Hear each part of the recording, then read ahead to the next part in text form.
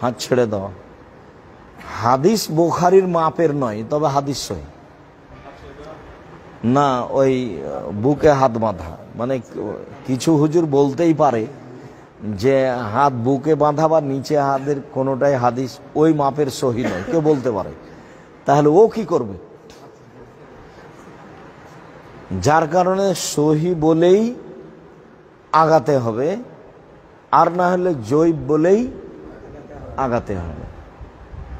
বলতে হবে যে বুকের উপরে বাঁধাগুলোই জয়ীফ আর নিচের গুলোই সহিহ, আর না হলে বলতে হবে উপরের গুলোই সহিহ নিচের গুলোই জয়ীফ, আর না হলে মালিকি মত আল্লাহু আকবার বলে ছেড়ে দিতে হবে।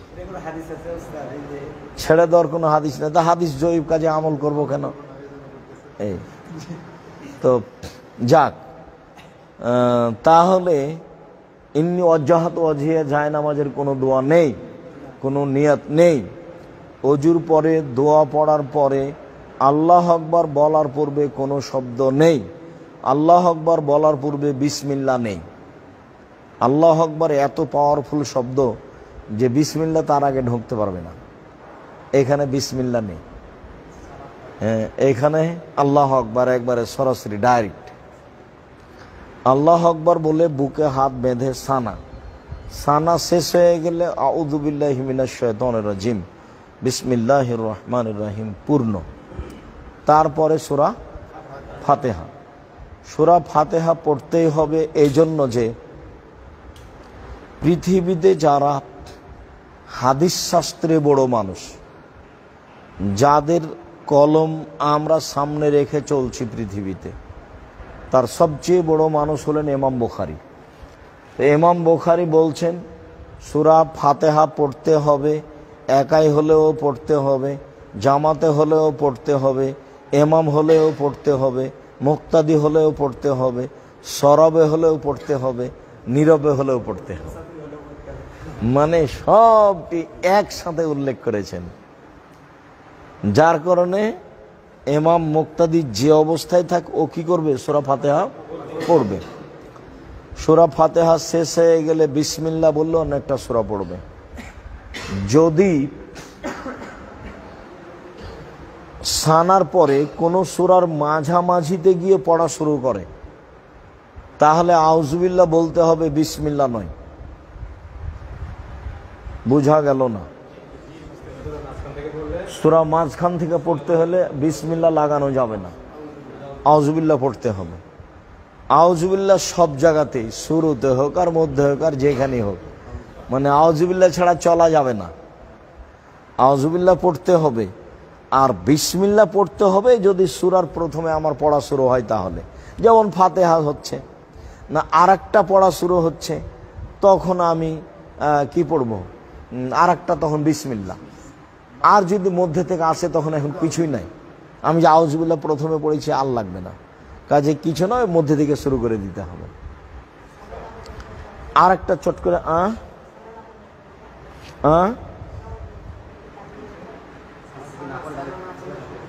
সানা না পড়লে সমস্যা আছে কি? সানা না পড়লে সালাত হবে। সানা পড়া সুন্নাত, গুরুত্বপূর্ণ সুন্নাত। সানা না পড়লে সালাত হবে। মধ্যে একটা কথা এসেছিল মাথায়, আমি ওটা আগে বলিনি। কেরাতে ভুল হলে সূরা ইখলাস দিয়ে সংশোধন করতে হবে, এ হাদিস নেই। যেখানে ভুল হচ্ছে সেখান থেকে তুমি অন্য জায়গায় চলে যাও, আর না হলে রুকুতে চলে যাও। তুমি কয়েকবার রিপিট করে ওটার ঘুরিয়ে আনতে পারছো না, তাহলে কি করবে? রুকুতে চলে যাও, আর না হলে ছেড়ে অন্য জায়গায় চলে যাও। সূরা ইখলাস পড়ার যেগুলো হাদিস আছে সেগুলো কেরাতের শুরুতে ইখলাস পড়তে পারে, শেষে ইখলাস পড়তে পারে নিয়মিত। আমি সূরা ফাতিহা পড়লাম, তারপরে সূরা লাহাব পড়লাম, এখন লাহাবের পরে আবার ইখলাস পড়বো, সব রাকাতই পড়তে পারে। কথা বোঝা যায়নি? সূরা ফাতিহা পড়লাম, তারপরে আমি ইখলাস পড়লাম, সূরা ইখলাস পড়লাম, তারপরে লাহাব পড়লাম, নিয়মিত সারা জীবন। আমি আগে ইখলাস পড়বো, তারপরে অন্য সূরা, তারপর রুকুতে যাব, আর না হলে অন্য সূরা তারপরে ইখলাস। এটা পড়তে পারে, কিন্তু ভুল সংশোধন করতে হবে ইখলাস দিয়ে, এটা নয়। কথাটা স্পষ্ট হয়েছে তো? আচ্ছা, এবার আমরা কেরাত শেষ করেছি, আমরা রুকুতে যাব, হাত খুলে দিয়ে প্রথমবার যেভাবে যে পর্যন্ত উঠিয়েছিল সে পর্যন্ত উঠাতে হবে। হাত বেঁধে হাত উঠাও, হাত বাঁধো, তারপরে হাত উঠাও।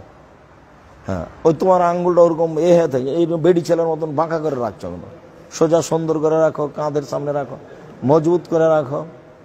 একটা গুরুত্বপূর্ণ কথা মনে পড়লো, বলো। শাইখ মানসুর খালাপি ওনার নামাজ ফলো করলাম যে উনি প্রথম তাকবীরের সময় হাত ছেড়ে দিয়েছে। আরে কারো কথা এখানে নকল করো না, সে যেই হোক, কারো কথা নকল করে কাউকে খাটো করার দরকার নেই এখানে, বুঝতে পারো নি? হ্যাঁ, আমি যেটা বলছি আমার দিন রাতের তদন্ত। আমরা মানুষ, আমরা ভুলের ঊর্ধ্বে নই, তবে আমাদের কথা কর্ম খুব মজবুত। ভুল থাকতে পারে কোনো জায়গাতে, কেন আমরা তো আর ফেরেশতা নই। তবে দিন রাত আমরা এটাই করি। আচ্ছা, এবার ছেড়ে দিয়ে রুকুতে যেতে হবে। আমি রুকুতে যাওয়ার আগে কথা বলিনি, এমনভাবে পিঠ সোজা করতে হবে, লম্বা হাঁটা যেন ওরা সোজা হয়ে থাকে, এইরকম যেন না থাকে, এইরকম যেন না হয়ে থাকে। আর কোমর থেকে সামনের ওজন হাতের উপরে থাকবে, হাতের আঙ্গুলগুলি খোলা খোলা থাকবে, মাথাটা এরকমও হবে না, মাথাটা এরকমও হবে না। আমি আগে দেখিয়ে দিই।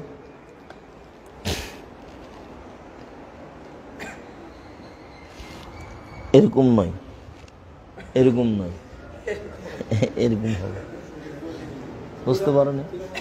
বা এরকম হবে না। এই যে দেখো, এটা উঁচু হয়ে আছে, এই কোমর থেকে নে এটা পর্যন্ত সোজা হয়ে থাকবে।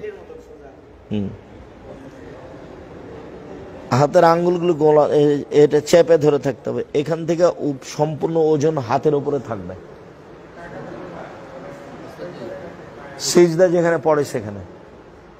কিছু বলছো না? এই যে যেখানে সিজদা পড়ে সেখানে এরকম নিষেধ করলাম তো, এরকম নিষেধ করলাম তো, এই যে মাথা সোজা থাকবে, এইটাও নিষেধ করলাম, এরকম নিষেধ করলাম। এরকম আছে, এমনি আছে, কিছু ভর দেওয়া নাই হাতের উপরে, এগুলো একটাও চলবে না। হ্যাঁ, একবারে সোজা হয়ে থাকবে। এবার চলো দেখি। হ্যাঁ চলো, রুকুতে চলো, যাও। আল্লাহু আকবার বলা লাগবে না, আমি দেখছি। হ্যাঁ, তোমার মাথাটা তো একটু নিচু করতে হবে। হ্যাঁ,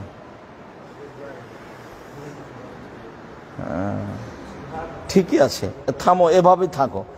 এবার যখন উঠবো তখন সামি আল্লাহ লিমান হামিদা রব্বানা লাকাল হামদ, এই কথাটা সামি আল্লাহ লিমান হামিদা বলে হাত ওই পর্যন্তই উঠাতে হবে এবং ওইভাবে উঠিয়ে ছেড়ে দিতে হবে। এবার চলো, বলো সামি আল্লাহ লিমান হামিদ, হাত ওইভাবে ওই পর্যন্ত উঠিয়ে ছেড়ে দিতে হবে। ছেড়ে দিয়ে এবার দোয়া চলবে। সামি আল্লাহ লিমান হামিদা হামদান কাসিরান তাইবান মুবারাকান ফি, তারপর ওই বলো মিলা সমত মিলা রাজুল বাইনাহুম ইলা মা শাইতা মিন শাইইন বাদ, ওই যা আছে সব মুখস্থ করে নিতে হবে। তোমাদের কাছে তো আছে সব, বলতে পারে জয়লাল ইতাম্মা বিহি, বা মুক্তাদিরা বলবে রব্বানা লাকাল হামদ বা রব্বানা ওয়া লাকাল হামদ, দুটাই সহিহ হাদিস। না, উঠে আর বাঁধতে হবে না, ওইটা ইজতেহাদ। আলবানী রাহিমাহুল্লাহ এটাকে বিদাত বলেছে। তো মানুষ মদিনা থেকে পড়ে এসে বাঁধছে কেন? ওটা হলো শেখ আব্দুল্লাহ বিন বাজের ফতোয়া। এই জন্য মানে জন্মসূত্রেই মদিনা বিশ্ববিদ্যালয় মানে একটু আলবানির সাথে একটু কি করতে হবে, একটু বিরোধিতা হিসেবে চলতে হবে। তো আলবানিরাই বর্তমান যুগে হাদিস সবচেয়ে, আরবি সবচেয়ে ভালো বুঝেছেন। তারা পুনরায় হাত বাঁধাকে কি বলেছেন? বিদাত বলেছেন, একবারে কঠিনভাবে, বিদাতুন মুনকারা। কাজে এই পথে যেতে হবে না, হাত ছাড়াই থাকবে, দোয়া পড়ে। এইবার সিজদায় যাওয়ার পূর্বে কয়েকটা কথা।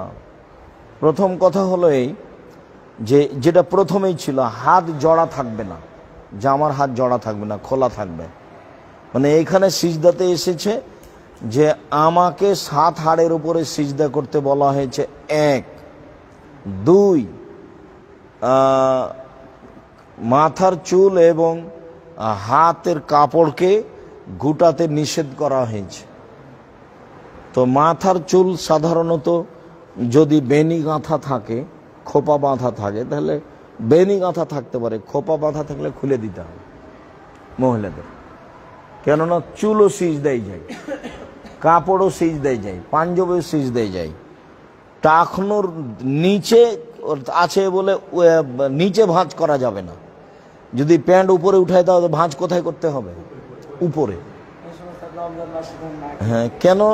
ওটা তো সিজদায় যাচ্ছে, তুমি ওটা ভাঁজ করলে কেন? যদি ভাঁজ করা লাগে প্যান্ট উপরে তোলার জন্য, তাহলে কোথায় করতে হবে? কোমরে। কোমরে করতে হবে, নিচে নয়। আচ্ছা, তারপরের কথা হলো এই নাক কপাল দুটাই মাটিতে লেগে থাকবে। আগে নাক পরে কপাল এগুলো কথা নয়। যেই আগে যাক, নাক যাক আর কপাল যাক, মাটিতে দুটাই লেগে থাকবে। আচ্ছা, এরপরে হলো যে স্বাভাবিক সিজদার চেয়ে 8-10 আঙ্গুল আগিয়ে কপালটা রাখবে। কেন? এখনো পিঠটা লম্বা হতে হবে, হাতটা রুকুতে যেভাবে হাতটা সোজা ছিল, সিজদাতেও সেভাবে কি হতে হবে? হাতটা একবার সোজা হতে হবে। আর আঙ্গুলগুলি জমা হয়ে কানের পাশে থাকবে, কোনোই দুটা এভাবে উঠে থাকবে সম্ভবপর। একাই থাকলে তো পূর্ণ থাকবে, জামাতে থাকলে উঠার চেষ্টা করতে হবে, যেন বগলের নিচ দিয়ে ছাগলের বাচ্চা পার হয়ে যেতে পারে। পুরুষ নারী সবার একই ব্যাপার। তো যেহেতু মাঝহাবিরা অনেক হাদিসে বলে বানিয়ে নিয়েছে, কাজে তাদের কাছে একটা না একটা কৌশল আছে, হাদিসও আছে। এবার চলো সিজদায় যাই। হ্যাঁ, আগে হাত দাও, আগে হাত দিয়ে সিজদায় যাবে, আগে পা নয়। এটা একটা কথা থেকে গেছে যে আগে হাত না আগে পা, মানে হাঁটু না পা, আগে হাত যাবে, এটাই ঠিক। হাঁটু নয়, নাক কপাল একসাথে লেগে থাকবে। এই তুমি হাতখান ওখানে রেখেছো কেন? কানের পাশে রাখো। হাত পিছু সরে নিয়ে যাচ্ছ কেন? কানের পাশে রাখো না, হাত দুটা কানের পাশে রাখো। তুমি কথা বুঝো না নাকি? হাত দুটো আরো আগাও। ও তো বুঝলো না। হ্যাঁ, হাত দুটা কানের পাশাপাশি নিয়ে আসতে হবে, আর পা দুটা জমা ধরে থাকবে। আর ইয়ে বায়া হাকিওয়ালা বাপ বেঁধেছে, পা জমা ধরে থাকবে, দুই পায়ে গোড়ালি সহ দুই পায়ে একসাথে জমা ধরে থাকবে। এবার উঠো, বাম পায়ের পাতার উপরে বসো, বাম পায়ের পাতার উপরে বসো। দেখো, এই হলো বাম পায়ের পাতার উপরে বসো। আর ডান পায়ের গোড়ালিটা না, বৃদ্ধাঙ্গুলটা কি হবে? বাঁকা হয়ে থাকবে। সবাই ওভাবে বসেছ? দেখি।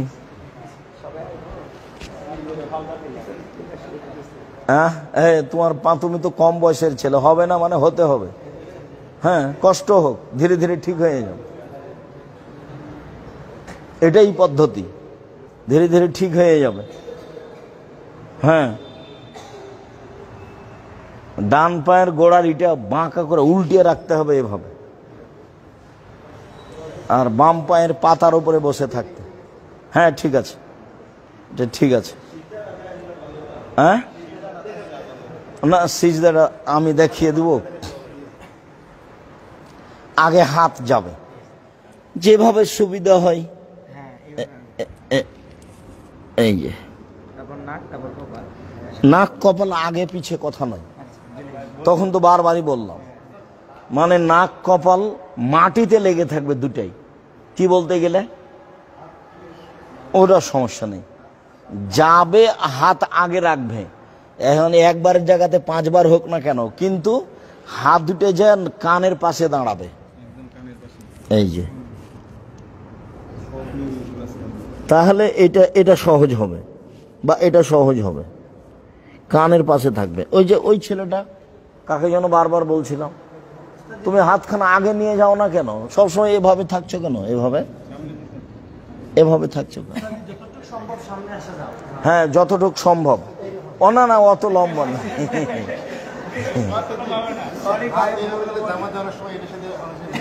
আচ্ছা, তার আগে তো আরো চেষ্টা থাকবে আর কি। বাস বাস এটাই, হ্যাঁ এটাই। আর কানের পাশাপাশি থাকবে হাত দুটো, মাথার উপর বেশি ভর হবে না ওখানে সমন্বয় করা হবে। আমার এক ভাই বলছে মাথার উপর বেশি আরে না, ওখানে কোনো ভরের কথাই নেই। ও যেটা বলছে যে সিজদায় হাতের উপরে থাকবে এই ওজনটা না কপালের উপরে থাকবে ওজনটা, এখানে আল্লাহ রাসূল কিছু বলেননি, কথা বুঝুনি। কিন্তু হাঁটুটাকে ধরে রাখার সময় মজবুত করে ধরে রাখতে হবে, এই কথা বলা হয়েছে রুকুতে। হ্যাঁ রুকুতে, এটা স্বাভাবিক। আচ্ছা, আমরা এক সিজদা করে উঠলাম, তখন এইভাবে বসলাম। এবার আর এক সিজদা করে উঠে আমি আত্তাহিয়াত পড়বো, তখনও আমি এইভাবেই বসবো। আত্তাহিয়াত পড়বো তখনও আমি এইভাবে বসবো, কিন্তু হাতের অবস্থা হবে এই, আগে দুইটা জমা করতে হবে, এই দুইটা। তারপরে তৃতীয় আঙ্গুলের নখের উপরে বৃদ্ধাঙ্গুলের পেটটা রাখতে হবে। তারপরে অবিরাম নড়বে, এটা হলো আঘাত করা শয়তানকে। উঠিয়ে থেকে যেতে হবে, এটা ঠিক নয়। ইল্লাল্লাহর সমতে একবার উঠাতে হবে, এর কোনো ভুয়া হাদিসও নেই। এটা মাঝহাবে চলছে, সেই জন্য চলছে। যেহেতু ভারত, বাংলাদেশ, পাকিস্তানের শতকরা 95 জন মানুষই মাঝহাবি, কাজে মাঝহাবটাই ধর্ম হয়ে আছে। ওটার চেয়ে অবিরাম নড়বে, এইটাই ঠিক। মানে আলবানী রাহিমাহুল্লাহ যত হাদিস পেশ করেছেন সব নড়ানোর গুলো একসাথে পেশ করেছেন একই রকম করে। তা যে যাই বলুক নড়াবে, আমাদের সিদ্ধান্ত এটাই।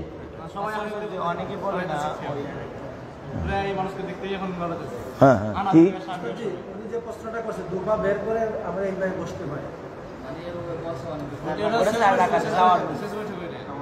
থামো, ওটাতে যায়নি তো এখনো।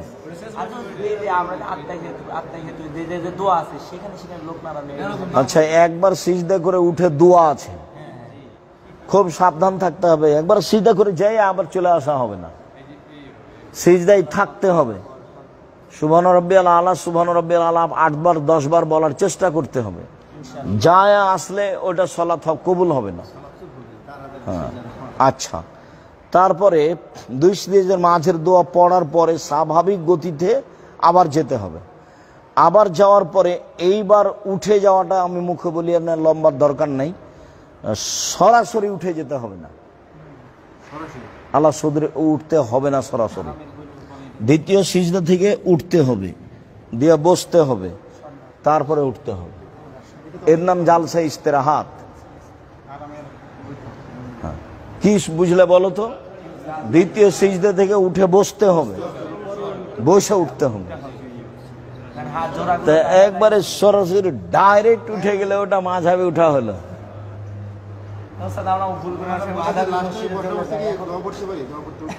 না, কোনো দোয়া নেই, বসাটা প্রমাণ হতে হবে, রিল্যাক্স। দ্বিতীয় সিজদা থেকে উঠে একটা রিল্যাক্সে বসে উঠতে হবে। আরে না, কারো কথা বলতে হবে।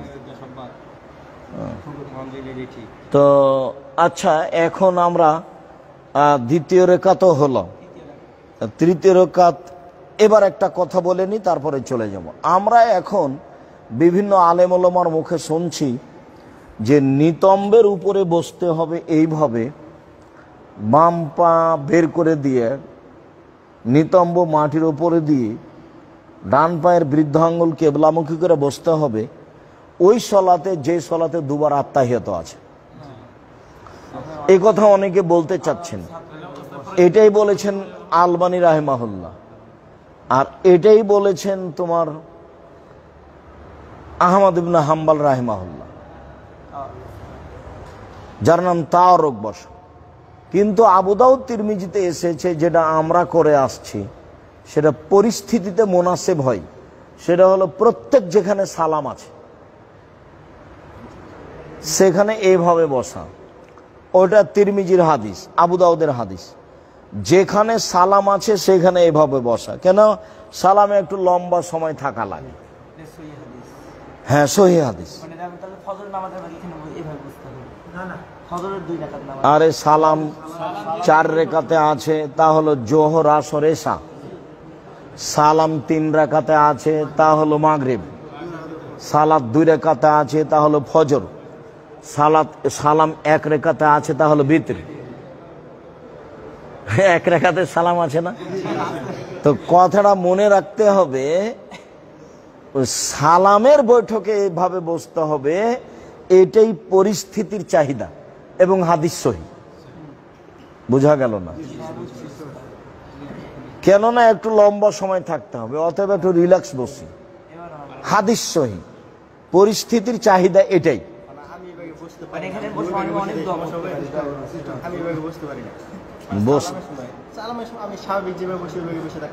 কেন থাকবে? বসতে হবে। তো হাত পা ভাঙা আছে নাকি? হাত পা ভাঙা থাকলে সেটা ভিন্ন কথা। হবে, কষ্ট করতে হবে, এটা তো পদ্ধতি, কষ্ট করলে হয়ে যাবে।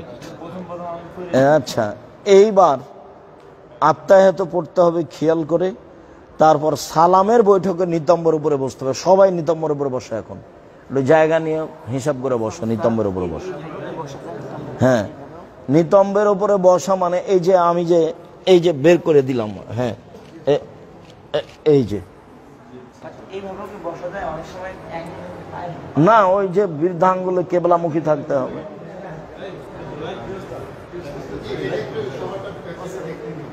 হ্যাঁ, চলো দেখি। আচ্ছা, সবাই বসো তো দেখি নিতম্বের ওপর, আমি একটু পিছন দিকে যাই। হ্যাঁ, বসো তো দেখি। হ্যাঁ, নিতম্বের ওপরে বসো।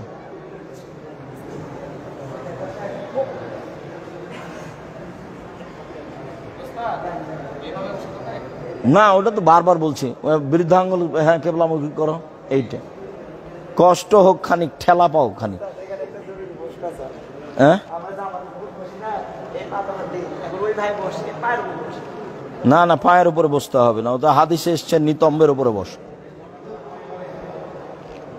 ঠিক আছে, হাদিসে এসেছে এইটার উপরে, নিতম্বের উপরে বসা, বাস ওইভাবেই যেতে হবে, ওটাই হিসেব। চলো দেখি সামনে। হ্যাঁ হ্যাঁ হ্যাঁ, ওটাই। আচ্ছা, এইবার হাত হাঁটুর ওপরে, হাঁটু বরাবর না, ওরকম না। হ্যাঁ হ্যাঁ, এরকম। এখন তো আর হাঁটু চেপে ধরে রাখার প্রয়োজন নেই, কাজে হাতকে তার স্বাভাবিক গতিতে রাখতে হবে। বাম হাতের আঙ্গুল জমা জমা থাকবে, আর ডান হাতের আঙ্গুল এভাবে অবিরাম নড়তে থাকবে। প্রথমে আত্তাহিয়াত, তারপরে দুরুদ, তারপরে দোয়ায়ে মাসুরা, তারপর নিজের প্রয়োজনের কোনো দোয়া, সেটা যেটাই হোক।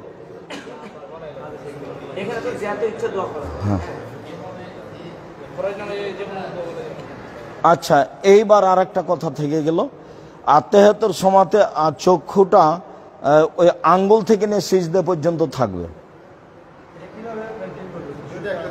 ওই আঙ্গুলের উপরে চক্ষুটা থাকবে, আঙ্গুলের উপর দিয়ে সিজদায় থাকবে। হ্যাঁ, বা আঙ্গুলের উপরে থাকলে এখানে চক্ষুটা আঙ্গুলের হিসাব করা হয়েছে।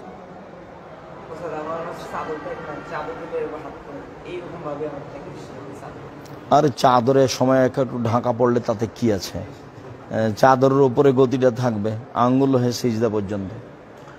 সব সময় চোখের দৃষ্টি সিজদার স্থানে, রুকুতে থাকলে, আত্তাহিয়াতে থাকলে, যেখানে তাশাহুদের সময় আঙ্গুলের উপরে থাকবে, তাশাহুদের সময় আঙ্গুলের উপরে থাকবে। হ্যাঁ, ঠিক আছে।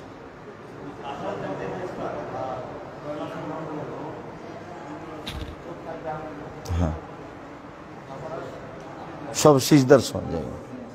আচ্ছা, আর একটু কথা বলে নি, যে ওই যে বলা হয় সূত্রা দিতে হবে, আনুমানিক মানুষের 4 হাতের 4.5 হাত 5 হাতের বাহির দিয়ে যদি মানুষ চলে যায়, তাহলে তোমার কোনো সমস্যা নেই। যে পর্যন্ত সিজদা দাও এবং তার অর্ধ হাত পর্যন্ত এর ভিতর দিয়ে গেলে সে অপরাধী, বা তুমি তাকে ঠেকাবা। যা রাখবে রাখবে, ওগুলো সব দৃষ্টিকটু হয়, বারবারতে চোখ পড়ে। কাপড় চোপড় কিছু রাখতে হবে, না থাকলে রাখবে। আচ্ছা, এরপরে সালামের প্রয়োজনীয় যেগুলো জিকির তাসবিহ তাহলিল আছে এগুলো সব ধারাবাহিকভাবে মুখস্থ করে নিতে হবে। তো মোটামুটি সলাতের পদ্ধতি এইটা। আল্লাহ আমাদেরকে এইভাবে সলাত আদায় করার তৌফিক দান করুক, আল্লাহুম্মা আমিন। পরে আমি কথা বলছি। সালাম ফিরার সময়তে ডান দিকে সালাম এইখানে দেখতে হবে, এটা নয়। ডানে ফেরেশতা আছেন এবং মুমিন আছে, তাই পুরো কাঁধটা ঘুরতে হবে ডান দিকে। তুমি তো পিছন দিকে চলে গেলে, দেখো তো আমার কি পিছন দিকে যাওয়া হয়েছে? এরকম করলে পিছন দিকে হয়ে গেল, মানে পিছন নয়, ডানে ফেরেশতা আছে এবং মুসল্লি আছে, বামে ফেরেশতা আছে এবং মুসল্লি আছে, এদেরকে লক্ষ্য করে সালাম হয়, আসসালামু আলাইকুম, আসসালাম। এটা নয়, এটা নয়। পিছনে তো আর ফেরেশতাকে হিসাব করা হয়নি, পিছনে মুসল্লিকে হিসাব করা হয়নি। আচ্ছা, এবার কথা আমি শুনছি।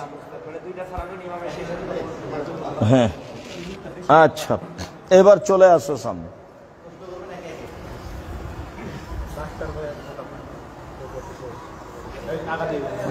কয়েক মিনিট, 2-4 মিনিট, 5 মিনিট।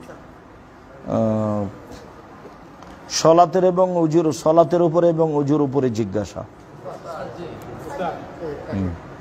আমি একটা বিষয় ক্লিয়ার হলো, সূরা ফাতিহার পরে যখন আমি পড়লাম সূরা বাকারার 5 নম্বর আয়াত, আউযুবিল্লাহ পড়ে শুরু করলাম, তারপরে সূরা আযাবের 35 নম্বর আয়াত পড়লাম, এই ক্ষেত্রে কি আবার আউযুবিল্লাহ পড়ব?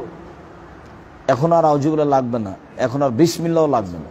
আর যদি সূরা কাহাফের শুরুতে শুরু করি তখন বিসমিল্লাহ লাগবে।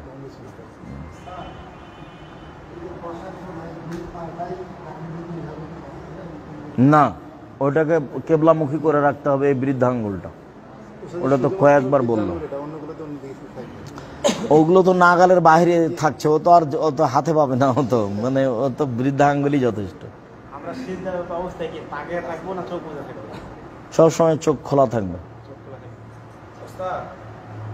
সালাম ফিরানোর বৈঠকে এবং তাশাহুদের বৈঠকে ওই বৈঠকে কি আঙ্গুল নাড়াবো? সবসময় সালাম পর্যন্ত, তাশাহুর বৈঠকে এবং সালামের বৈঠকে সর্বদা। ইমাম যখন ডান দিক শেষ করবে তখন আমার শুরু হবে। তার মানে হলো পিছে পিছে। হ্যাঁ, তা তো বললামই, তখন ভুলে যাচ্ছ কেন? সিজদার সময় কি হবে? 2 পা একসাথে লেগে থাকবে। মেয়েদের এবং ছেলেদের সলাতের মধ্যে কোনো পার্থক্য নাই, একবারে সরিষা সম পরিমাণ পার্থক্য নাই। তবে এতটুক যে মহিলাদের ইমাম কাতারে দাঁড়াবে, আগে যেতে পারবে না। সলাতের নিয়মে কোনো নাই, পার্থক্য নেই। আর একটা হলো এই যে মহিলাদের ইমামের ভুল হলে মহিলারা হাতের উপরে আঘাত করে ভুলটা সংশোধন করবে, মুখে বলতে পারবে না সুবহানাল্লাহ। এই হলো 2টা তফাৎ। আর কেউ যদি বলে যে টাকনোর নিচে কাপড় রাখতে হবে মহিলাদেরকে, তো এইটা প্রশ্নের উত্তর হলো না, প্রশ্নও নয়। কেননা টাকনোর নিচে কাপড় ওদেরকে সব সময় রাখতে হবে। তাহলে হ্যাঁ, তাহলে মহিলাদের এবং পুরুষের সলাতের মধ্যে পার্থক্য বলতে হবে কয়টা? 2টা। একটা ইমাম আর একটা ইমামের সাথে সংশোধনে হাততালি, উল্টা ইমামের সাথে জড়িত। মহিলারা ফরজ সালাতে একামাত দিয়ে পড়বে। একামাত হলো জিকির এবং গুরুত্বপূর্ণ জিকির, সবাই করবে।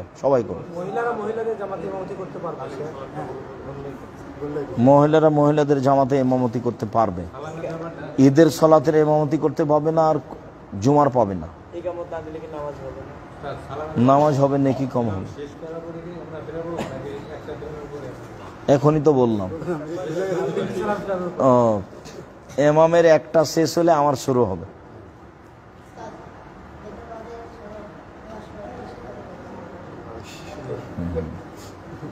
ওটা হাতটাকে মুখের উপরে বলা হয়েছে।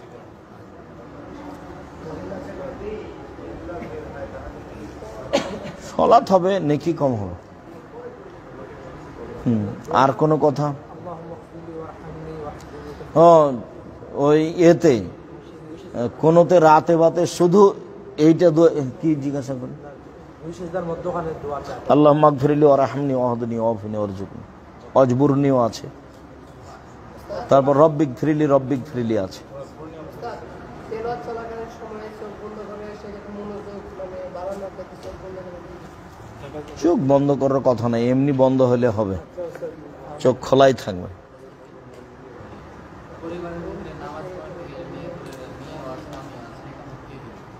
পুরুষে দিবে, স্বামী স্ত্রী সালাত আদায় করছে, স্বামী একামত দেবে, স্ত্রী দিতে পারবে না। আগে পিছে একটু নয়, একবার সম্পূর্ণ।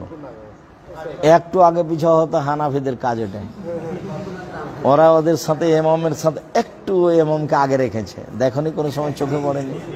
বিয়ের পরে তো সারা রাত এগারো ক্ষেত্রে তো দুই রাত্রি বেটে দেবে বিয়ের হ্যাঁ, মুখামুখি এসে পিছাপিছি সরাসরি।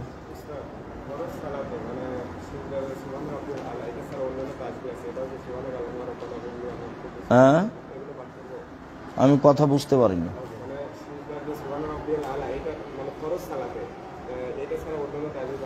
কত দোয়া আছে, সব সিরিয়াল দোয়ার বইয়ে দেওয়া আছে।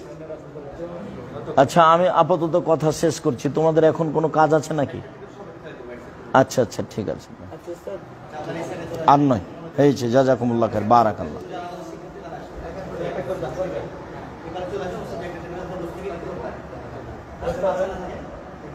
আমি আসবো ওখানে না আমার এখান থেকে নিবে? আচ্ছা আচ্ছা, থামো থামো একটু, কি কি দিচ্ছ?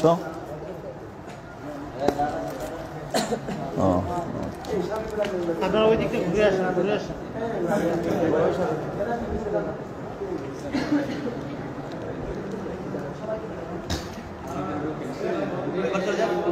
এই পারে চলে যাও।